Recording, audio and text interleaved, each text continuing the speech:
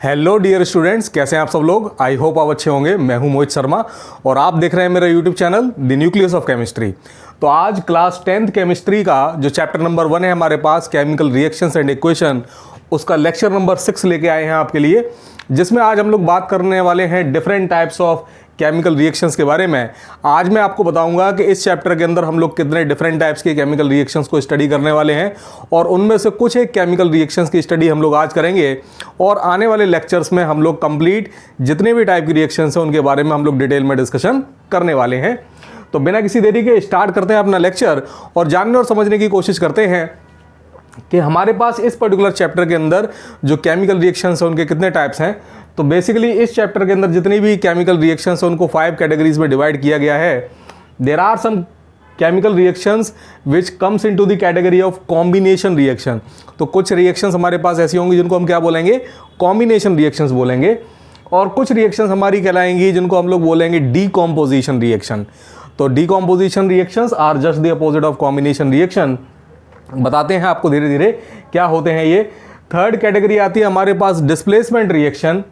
Fourth category आती है हमारे पास डबल डिस्प्लेसमेंट रिएक्शन, और डबल डिस्प्लेसमेंट रिएक्शन को जनरली हम लोग बोलते हैं प्रेसिपिटेशन रिएक्शन, क्योंकि इस रिएक्शन में प्रेसिपिटेट का फॉर्मेट होता है, प्रेसिपिटेट का फॉर्मेशन होता है। तो कई बुक्स में प्रेसिपिटेशन रिएक्शन अलग से दिया होता है, लेकिन यहाँ पर ऐसा नहीं है। एनसीईआरटी में ऐसा प्रेसिपिटेशन के नाम से कोई भी अलग से रिएक्शन नहीं दी है, क्योंकि मैक्सिमम जो आपके डबल डिस्प्लेसमेंट के एग्जाम्पल हैं उनमें प्रेसिपिटेट का फॉर्मेशन होता ही है। तो इसलिए डबल डिस्प्लेसमेंट रिएक्शन को ही हम लोग प्रेसिपिटेशन रिएक्शन के रूप में तैयार करते हैं। एंड फाइनली हमारे पास फिफ्थ और टाइप की रिएक्शन है हमारे पास रेडॉक्स रिएक्शन, या इसी को हम लोग बोलते हैं ऑक्सीडेशन एंड रिडक्शन रिएक्शन। तो चलिए जानने और समझने की कोशिश करते हैं। एक जनरल आपको आइडिया दे देता हूँ इन रिएक्शन के बारे में, फिर धीरे धीरे करके हम लोग डिटेल्ड में इनकी स्टडी करते जाएंगे और सारे के सारे जो इनके एग्जाम्पल हैं उनके बारे में डिटेल्ड एनालिसिस होगा। तो सबसे पहले देखते हैं कॉम्बिनेशन रिएक्शन। देखिए, वर्ड कॉम्बिनेशन ही अपने आप में बहुत कुछ बता देता है। कॉम्बिनेशन का मतलब क्या है, किसी भी दो या दो से ज़्यादा चीज़ों को आपने कंबाइन कर दिया और कंबाइन करने के बाद आपने कोई थर्ड चीज़ बनाई जिसमें उन सारी चीज़ों को कंबाइन करके आपने मिक्स किया हुआ है। जैसे फॉर एग्जांपल आप वाटर का फॉर्मेशन करते हैं तो उसमें हाइड्रोजन और ऑक्सीजन दोनों को कंबाइन करते हैं तो क्या बनता है, अपना H2O का फॉर्मेशन होता है। तो ये किस टाइप की रिएक्शन हो गई, एक कॉम्बिनेशन रिएक्शन हो गई। तो कभी कभार क्या होता है कि बोर्ड एग्जाम के अंदर रिएक्शन पहचानने के लिए, रिएक्शन आइडेंटिफाई करने के लिए आपको आता है, तो उसमें कभी कभार आपको केमिकल रिएक्शन नहीं देगा, सिंबॉलिक रिप्रेजेंटेशन भी दे देता है। तो मैं ट्राई कर रहा हूं, मैंने कोशिश की है कि हर वो तरीका आपको बताया जाए जिस टाइप के क्वेश्चन बोर्ड एग्जाम के अंदर आपसे पूछे जाते हैं। तो देखिए, जानने और समझने की कोशिश करते हैं, डिटेल में बात करते हैं कि what do you understand by the combination reactions. So those reactions in which 2 or more reactants are combined together to give us a single product is known as a combination reaction। वो सारी की सारी reaction जिन पे 2 या 2 से ज़्यादा reactant आपस में कंबाइन करके एक प्रोडक्ट देता है, वो सारी रिएक्शंस हमारी क्या कहलाती हैं, कॉम्बिनेशन रिएक्शन। जैसे फॉर एग्जांपल हमारे पास 2 रिएक्टेंट हैं, ए और एक भी है हमारे पास रिएक्टेंट बी। ए और बी दोनों को कंबाइन किया, कंबाइन करके मुझे एक थर्ड प्रोडक्ट मिल रहा है सी। तो ये क्या कहलाएगी हमारे पास, एक कॉम्बिनेशन रिएक्शन, क्योंकि सी जो है उसमें ए और बी दोनों एलिमेंट के रूप में शामिल हैं। या फिर हम और कैसे लिख सकते हैं, हम इसको ऐसे भी लिख सकते हैं कि A + B गिव्स AB। इस तरीके से अगर सिंबॉलिकली रिप्रेजेंटेशन में आपको कोई केमिकल रिएक्शन लिखी गई है तो आप समझ जाइए कि ये एक कॉम्बिनेशन रिएक्शन का एग्जाम्पल दिया गया है। अब आप समझ लें, यहाँ पर ये AB लिखा हुआ है, यहाँ पर P + Q भी हो सकता है, यहाँ पर X + Y भी हो सकता है, वो कुछ भी लिख के दे सकता है आपको बोर्ड एग्जाम में। आपको घबराना नहीं है, आपको सिंपली क्या देखना है, आपको सिंपली ये देखना है क्या जो लेफ्ट हैंड साइड है या जो रिएक्टेंट साइड है उसमें नंबर ऑफ रिएक्टेंट एक से ज़्यादा है। और अगर हमारे पास नंबर ऑफ रिएक्टेंट एक से ज़्यादा है कंबाइंड स्टेट में होने के बाद जब हमारे पास प्रोडक्ट मिल रहा है तो क्या एक ही मिल रहा है या एक से ज़्यादा मिल रहे हैं। तो अगर एक ही प्रोडक्ट मिल रहा है लेकिन नंबर ऑफ रिएक्टेंट एक से ज़्यादा हैं तो आप समझ जाइए कि वो जो रिएक्शन है वो किसका एग्जाम्पल है, आपका एक कॉम्बिनेशन रिएक्शन का एग्जाम्पल है। तो इसका रियल एग्जाम्पल देखते हैं, क्या एग्जाम्पल है हमारे पास। तो कैल्शियम ऑक्साइड, जिसको हम लोग बोलते हैं क्विक लाइम, या फिर घर पे आपके जो चूना होता है, चूने के जो पत्थर होते हैं, चूने के जो डेले होते हैं, उनको हम लोग क्या बोलते हैं, कैल्शियम ऑक्साइड, जिसको क्विक लाइम भी बोला जाता है। जब इस कैल्शियम ऑक्साइड यानी क्विक लाइम को आप वाटर के अंदर प्लेस करते हैं, पानी के अंदर डालते हैं, तो क्या होता है, रीअरेंजमेंट होता है एटम्स का। और रीअरेंजमेंट होने के बाद आपको प्रोडक्ट के रूप में क्या मिलता है, आपको प्रोडक्ट के रूप में मिलता है कैल्शियम हाइड्रोक्साइड, जिसको आप स्लेक्ड लाइम भी बोलते हैं। फिर से समझिए, कैल्शियम ऑक्साइड वाटर के अंदर प्लेस करेंगे, क्या होगा, एटम्स का रीअरेंजमेंट होगा। रीअरेंजमेंट होने के बाद आपको एक सिंगल प्रोडक्ट मिलेगा जो कि है कैल्शियम हाइड्रोक्साइड। और क्योंकि ये एक ऐसी रिएक्शन है जिस रिएक्शन के दौरान लार्ज अमाउंट में क्या रिलीज होती है, हीट एनर्जी, इसलिए हीट को भी हमने क्या लिख रखा है प्रोडक्ट साइड में, प्लस हीट। देखिए, इस रिएक्शन में इस प्लस हीट को प्रोडक्ट मत मानिएगा, ये हीट जो है वो एनर्जी की एक फॉर्म होती है, ये कोई प्रोडक्ट नहीं है, ये रिएक्शन के दौरान क्योंकि रिलीज हो रही है इसलिए जस्ट एक रिप्रेजेंटेशन है, ताकि आपको ये बताया जा सके कि इस रिएक्शन के दौरान कुछ हीट एनर्जी आपकी रिलीज हो रही है। इसको प्रोडक्ट मत मानिएगा। कई बच्चे कंफ्यूज हो जाते हैं कि यहाँ तो सर प्लस हीट लिखा हुआ है, यहाँ तो दो प्रोडक्ट हो गए। नहीं, प्रोडक्ट आपका एक ही है, वो है कैल्शियम हाइड्रोक्साइड। ये प्लस हीट आपका सिर्फ एक रिप्रेजेंटेशन है, इस बात का इंडिकेशन है कि इस रिएक्शन के दौरान एनर्जी क्या हो रही है आपकी, in the form of heat release हो रही है।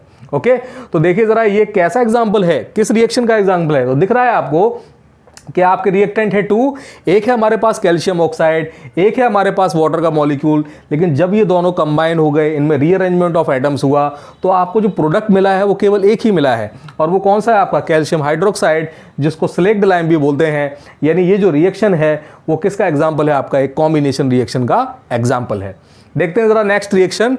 तो नेक्स्ट रिएक्शन है हमारे पास कोल, जो बर्निंग ऑफ कोल वाली रिएक्शन है, यानी कोयले को आप जला रहे हैं। कोयले में मेन कंटेंट क्या होता है हमारा, कार्बन। तो बर्निंग ऑफ कोल यानी कार्बन को आपने ऑक्सीजन की प्रेजेंस में बर्न किया, क्या होता है, आपका कार्बन डाइऑक्साइड गैस रिलीज होती है। तो इस प्रोसेस में जरा देखिए, कार्बन जो कि सॉलिड कंडीशन में था, मैंने आपको पहले भी बता चुका हूं कई बार, कंबशन की जो रिएक्शन है वो बिना किसी ऑक्सीजन की प्रेजेंस के नहीं हो सकती। तो ऑक्सीजन की प्रेजेंस में, जो कि हमको एयर से मिलती है, ऑक्सीजन की प्रेजेंस में या एयर की प्रेजेंस में हमने क्या कराया है, कार्बन का या कोल का कंबशन कराया है, जिससे अपने को प्रोडक्ट के रूप में कार्बन डाइऑक्साइड गैस मिल रही है। तो आपको दिखाई दे रहा है कि कार्बन एंड ऑक्सीजन दो रिएक्टेंट है हमारे पास। लेकिन जब ये रिएक्शन कंप्लीट हो गई, तो कंप्लीट होने के बाद क्योंकि अपने को एक ही प्रोडक्ट मिला कार्बन डाइऑक्साइड, यानी ये जो बर्निंग वाली जो रिएक्शन है हमारे पास, या जो कंबशन रिएक्शन है, वो भी हमारा एक कॉम्बिनेशन रिएक्शन का एग्जाम्पल है। Next, formation of water molecule. Again आपको दिखाई दे रहा है, यहां पर देखिए जरा कितने रिएक्टेंट के मॉलिक्यूल्स हैं। आपको नजर आना चाहिए कि एक हमारे पास हाइड्रोजन का मॉलिक्यूल है, एक हमारे पास ऑक्सीजन का मॉलिक्यूल है, यानी हमारे पास दो रिएक्टेंट हैं, एक हाइड्रोजन गैस है, एक कौन सा है हमारे पास ऑक्सीजन गैस। लेकिन जब ये हाइड्रोजन गैस और ऑक्सीजन गैस कंबाइंड हो जाते हैं, तो कंबाइन होने के बाद आपको क्या मिलता है, वाटर मिलता है, वो भी लिक्विड कंडीशन में। तो ये वाटर, क्योंकि एक सिंगल प्रोडक्ट मिल रहा है, again the formation of water molecule, ये किस एग्जांपल के थ्रू आएगा आपका, ये किस कैटेगरी में आएगा, ये आपको कॉम्बिनेशन रिएक्शन की कैटेगरी में आएगा। तो आई थिंक आपको समझ में आया होगा कि कॉम्बिनेशन रिएक्शंस क्या होती हैं। Combination reactions are all those reactions in which 2 और more reactants are combined together to give us a single product. वो क्या कहलाती हैं, हमारी कॉम्बिनेशन रिएक्शंस कहलाती हैं। अब जरा देखिए, अब हम लोग कुछ सब कैटेगरीज की डिवाइड करेंगे रिएक्शन में। जैसे इस कॉम्बिनेशन रिएक्शन में मैंने आपको एक पहला एग्जांपल बताया कि कैल्शियम ऑक्साइड को जब वाटर के अंदर प्लेस करते हैं तो कैल्शियम हाइड्रोक्साइड बनता है, और इस दौरान लार्ज अमाउंट में हीट एनर्जी रिलीज होती है। ये जो रिएक्शन है ये कॉम्बिनेशन का तो एग्जाम्पल है ही, साथ में एक और रिएक्शन है जिसका ये एग्जाम्पल है। इसको हम लोग ऐसी रिएक्शंस जिसमें लार्ज अमाउंट में हीट एनर्जी रिलीज होती है, उनको हम लोग बोलते हैं एक्सोथर्मिक रिएक्शंस। कौन सी रिएक्शन बोलते हैं, exothermic reactions. Exothermic reactions are all those reactions in which large amount of heat energy is released during the process of the reaction. Reaction की प्रोसेस के दौरान या रिएक्टेंट के प्रोडक्ट में कन्वर्जन के दौरान अगर लार्ज अमाउंट में हीट एनर्जी रिलीज हो रही है, तो वो रिएक्शंस हमारी क्या कहलाएंगी, एक्सोथर्मिक रिएक्शंस कहलाएंगी। ओके, तो ये जो आपकी रिएक्शन है, calcium oxide plus water gives calcium hydroxide.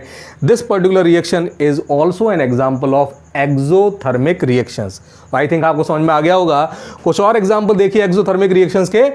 Exothermic reactions में हमारे पास में फिर नेक्स्ट एग्जाम्पल है बर्निंग ऑफ नेचुरल गैस।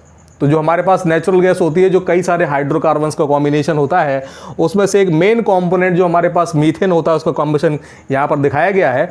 तो मीथेन गैस जो कि नेचुरल गैस का एक मेन कॉन्स्टिट्यूएंट है, उसको हम बर्न कर रहे हैं। अगेन बर्निंग की प्रोसेस किसकी प्रेजेंस में होगी, याद कीजिए ऑक्सीजन की प्रेजेंस में, जो कहां से मिलती है आपको, एयर से मिलती है। तो इस मीथेन गैस को ऑक्सीजन की प्रेजेंस में आपने बर्न किया, क्या मिलेगा आपको, आपको मिलेगा carbon dioxide gas plus water molecule in the form of gas, यानी वाटर वेपर्स मिलेंगी आपको, वाटर लिक्विड फॉर्म में नहीं मिलेगा। तो यहां मीथेन गैस को आप जब बर्न करेंगे तो क्या होगा, कार्बन डाइऑक्साइड गैस बनेगी प्लस वाटर मॉलिक्यूल बनेगा, लेकिन गैसियस फॉर्म में बनेगा। और इस दौरान अगेन, क्योंकि आपको पता है कि जब भी आप किसी फ्यूल को बर्न करते हैं तो वहां पर लार्ज अमाउंट में क्या रिलीज होता है, आपका हीट एनर्जी रिलीज होती है। तो आप इसमें लिख देंगे अगेन प्लस हीट, यानी ये बर्निंग ऑफ जो आपका नेचुरल गैस है, it is again an example of exothermic reaction. किसका एग्जांपल है, एक्सोथर्मिक। तो याद रखिए कोई भी चीज आप बर्न कर रहे हैं, कोई भी कंबशन रिएक्शन है, कोई भी बर्निंग की रिएक्शन है, वो किसका एग्जांपल होगी, आपका एक्सोथर्मिक रिएक्शन का। क्योंकि आप किसी भी चीज को बर्न करते हैं तो आपको वहां पर एक हीट एनर्जी रिलीज होती हुई नजर आती है, तो वो किसका एग्जांपल बन जाएगी, आपका एक्सोथर्मिक रिएक्शन का एग्जांपल बन जाएगी।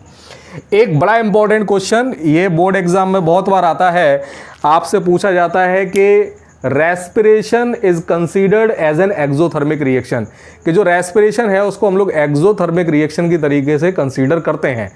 बताइए क्यों या फिर कैसे। इस तरीके से बोर्ड एग्जाम में कई बार ये क्वेश्चन पूछा जा चुका है। तो रेस्पिरेशन की जो प्रोसेस है जो हमारे बॉडी के अंदर होती है उसको हम लोग एक्सोथर्मिक रिएक्शन की तरीके से कंसीडर करते हैं। क्यों करते हैं, जरा जानने और समझने की कोशिश कीजिए। जो हमारा फूड है, जब उसको कार्बोहाइड्रेट को हम इनटेक करते हैं, जब वो डाइजेस्ट होता है हमारी बॉडी के अंदर, तो आपके पास फाइनल कंपोनेंट क्या बनता है, ग्लूकोज। और ग्लूकोज फिर फाइनली ऑक्सीडाइज होता है ऑक्सीजन की प्रेजेंस में। हम जो ऑक्सीजन इनहेल करते हैं उस ऑक्सीजन की प्रेजेंस में क्या होता है, इसका ऑक्सीडेशन होता है। ये जो ग्लूकोज है हमारा मॉलिक्यूल फर्दर डिकम्पोज हो जाता है। आपको क्या मिलता है प्रोडक्ट के रूप में, कार्बन डाइऑक्साइड मिलता है एक्वस फॉर्म में, और क्या मिलता है हमारे पास, वाटर मिलता है लिक्विड फॉर्म में। और इस ड्यूरेशन में आपकी लार्ज अमाउंट में क्या होती है, एनर्जी रिलीज होती है। और ये जो एनर्जी रिलीज होती है वही फाइनली क्या करते हैं हम लोग जो भी वर्क डन करते हैं, जो भी काम करते हैं, उसमें से इस एनर्जी का इस्तेमाल करते हैं। तो आपने देखा इस रेस्पिरेशन की प्रोसेस के दौरान क्योंकि एनर्जी रिलीज हो रही है, इसलिए इस रेस्पिरेशन की जो प्रोसेस है उसको भी हम लोग एक्सोथर्मिक रिएक्शन में कंसीडर करते हैं। क्योंकि एक्सोथर्मिक रिएक्शन का मतलब ही ये है, all those reactions in which energy in the form of heat is released during the reaction, those reactions are known as exothermic reactions। तो आपको समझ में आ गया होगा why the respiration, the process of respiration is considered as an exothermic reaction, क्योंकि इस process के दौरान एनर्जी रिलीज होती है। एक और देखिए, ये भी आपका एक इंपॉर्टेंट क्वेश्चन बन जाता है, ऑल्दो बहुत ज़्यादा नहीं पूछा गया है लेकिन फिर भी मान सकते हैं आप, क्योंकि एनसीईआरटी की एक इंपॉर्टेंट लाइन है। तो आपको इसे याद रखना है कि जो डीकॉम्पोजिशन होता है वेजिटेबल मैटर का इनटू कंपोस्ट, यानी जो हमारे पास जो हमारी जो वेजिटेबल्स होती हैं जो सड़ जाती हैं, वो उनका जो डीकम्पोजिशन है ताकि वो किस में कन्वर्ट हो सकें, आपकी कंपोस्ट में कन्वर्ट हो सकें।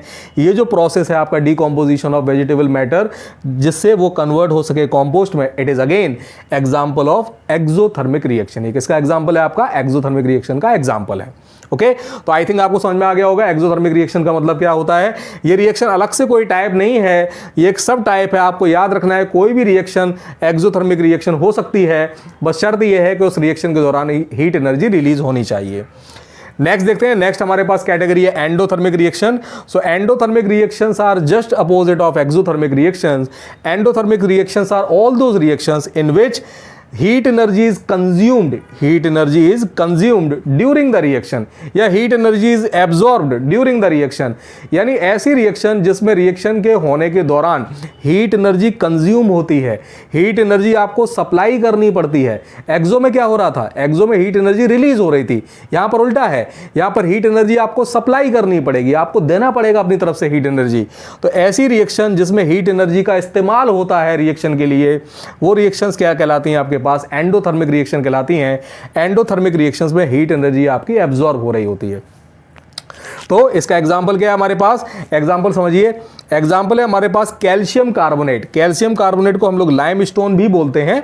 तो कैल्शियम कार्बोनेट जिसको लाइमस्टोन बोला जाता है, अगर आप इसको हीट करेंगे तो ये एक रिएक्शन है जिसको हम लोग थर्मल डिकम्पोजिशन रिएक्शन भी बोलते हैं। आपको इसके बारे में नेक्स्ट लेक्चर में बताऊंगा डिकम्पोजिशन रिएक्शन के बारे में।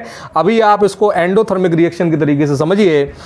कैल्शियम कार्बोनेट, क्योंकि इसको आपको जब हीट सप्लाई कर रहे हो, जब हीट एनर्जी आप प्रोवाइड कराते हो, तब इसका डीकॉम्पोजिशन होता है, ये कैल्शियम कार्बोनेट ब्रेक डाउन हो जाता है कैल्शियम ऑक्साइड, जिसको क्विकलाइम बोलते हैं आप, और कार्बन डाइऑक्साइड गैसियस फॉर्म में रिलीज होती है। तो ये जो रिएक्शन हो रही है वो इन दी प्रेजेंस ऑफ, क्योंकि हीट हो रही है, हीट की प्रेजेंस में हो रही है, हीट एनर्जी यहाँ पर कंज्यूम हो रही है, इसलिए ये जो रिएक्शन है वो एक एंडोथर्मिक रिएक्शन का एग्जाम्पल है। तो समझ जाइए एंडोथर्मिक रिएक्शन का मतलब क्या, वो सारी की सारी रिएक्शन जिसमें रिएक्शन के दौरान हीट एनर्जी का इस्तेमाल हो, हीट एनर्जी कंज्यूम हो, वो रिएक्शंस क्या कहलाएंगी, आपकी एंडोथर्मिक रिएक्शंस कहलाएंगी। ओके, तो आई थिंक आज आपका ये जो प्रोसेस है वो सारा का सारा समझ में आ गया होगा। आज हमने डिस्कस किया आपसे कि combination reaction, different types of reactions के टाइप क्या होते हैं, वो बताया मैंने आपको, डिटेल में बताया कॉम्बिनेशन रिएक्शन क्या होती है, और उसके सारे एग्जाम्पल डिस्कस किए, और सब कुछ हमारे पास सब यूनिट होती हैं रिएक्शंस की, जैसे एक्सोथर्मिक रिएक्शन और एंडोथर्मिक रिएक्शंस क्या, इनके बारे में डिटेल में डिस्कशन किया। कल के लेक्चर में हम लोग बात करने वाले हैं डिटेल में डीकॉम्पोजिशन रिएक्शन के बारे में कि what are the decomposition reactions. तो decomposition reactions are just the opposite of combination reaction. इनके टाइप क्या है डीकॉम्पोजिशन के, हम लोग बात करेंगे डीकॉम्पोजिशन रिएक्शन क्या होती हैं और इनके different types, thermal decomposition reaction, electrical decomposition reaction and finally photochemical decomposition reaction. इनके बारे में डिटेल में कल के लेक्चर में हम लोग डिस्कस करेंगे, और फिर उसके बाद फिर नेक्स्ट जो लेक्चर आएगा उसमें हम लोग डिस्प्लेसमेंट और डबल डिस्प्लेसमेंट के बारे में बात करेंगे। लेकिन चलने से पहले एक क्वेश्चन मैं आपको होमवर्क में देना चाहता हूं। मैंने अभी आपको बताया था कि जो रेस्पिरेशन की जो प्रोसेस होती है उसको हम लोग एक्सोथर्मिक रिएक्शन के तरीके से काउंट करते हैं, और क्यों करते हैं उसका रीजन भी मैंने आपको बताया। अब आपके लिए एक क्वेश्चन है, आप बताइए मुझे कमेंट सेक्शन में इसका आंसर दीजिए कि जो फोटोसिंथेसिस की प्रोसेस होती है जिसके थ्रू आपके प्लांट जो है वो अपना फूड प्रिपेयर करते हैं, तो ये जो फोटोसिंथेसिस की प्रोसेस है, इस प्रोसेस को हम लोग एक्सोथर्मिक रिएक्शन में काउंट करेंगे या एंडोथर्मिक रिएक्शन में काउंट करेंगे। और अगर एक्सो में कर रहे हैं तो एक्सो में क्यों कर रहे हैं, एंडो में कर रहे हैं तो एंडो में क्यों कर रहे हैं। तो ये आपको इस क्वेश्चन का आंसर अपने मन से छांट के या फिर कहीं से भी जहाँ भी से भी आप हेल्प रख सकते हैं, आपको इस क्वेश्चन का आंसर पता करके मुझे कमेंट सेक्शन में ज़रूर बताना है। और इसी तरीके से सीरीज़ को देखते रहिए, मैं इस चैप्टर की एक एक चीज़ ऐसे करा दूंगा आपको कि आपको कहीं कुछ देखने की ज़रूरत नहीं पड़ेगी। इस चैप्टर का एक सिंगल क्वेश्चन आप बोर्ड एग्जाम में मिस करके नहीं आने वाले, ये मेरी आपको गारंटी है। एक भी क्वेश्चन आप इस चैप्टर का नहीं छोड़ के आएंगे, ना केवल इसका बल्कि आगे आने वाले सारे चैप्टर्स के जो भी क्वेश्चन होंगे मैं आपको सब हर कैटेगरी के क्वेश्चन, क्वालिटी कंटेंट इसी आपके चैनल पे फ्री ऑफ कॉस्ट प्रोवाइड कराऊंगा। इस चैनल को सपोर्ट कीजिए, सेशन को लाइक कर दिया कीजिए। अगर आपको जो पहली बार देख रहे हैं इस वीडियो को, प्लीज़ सब्सक्राइब कर लीजिए चैनल को और इसी तरीके से सपोर्ट करते रहिए। Thank you very much.